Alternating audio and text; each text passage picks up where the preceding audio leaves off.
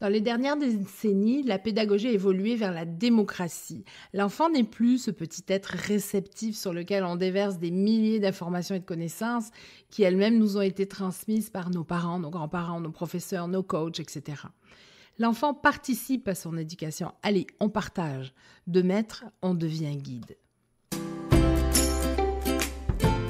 Bienvenue dans le coin pédago, des petits volets pour se rappeler ou découvrir des concepts et des outils qui marchent pour aider les enfants à grandir. Si vous me demandez ce que l'intervention démocratique peut apporter de concret à nos enfants, je vous répondrai spontanément le pouvoir de réfléchir avant d'agir.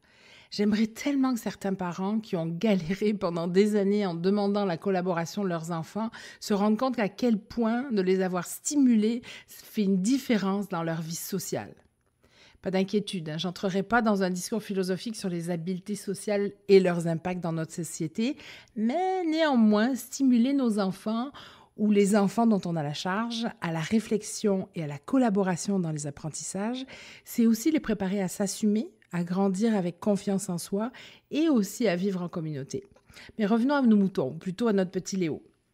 Léo, que va-t-on faire quand nous aurons terminé le jeu que je viens de sortir ? Peux-tu me dire pourquoi nous allons le ranger ? Peux-tu me dire ce qui arrive quand on le range ? Peux-tu me dire ce qui pourrait arriver si on ne le rangeait pas ? 1. J'ai mesuré la motivation de l'enfant ou de mon groupe pour penser à la question. 2. Je ne donne aucune directive. Je ne fais que suggérer des conditions par mes questions. L'enfant est fier, il a su répondre.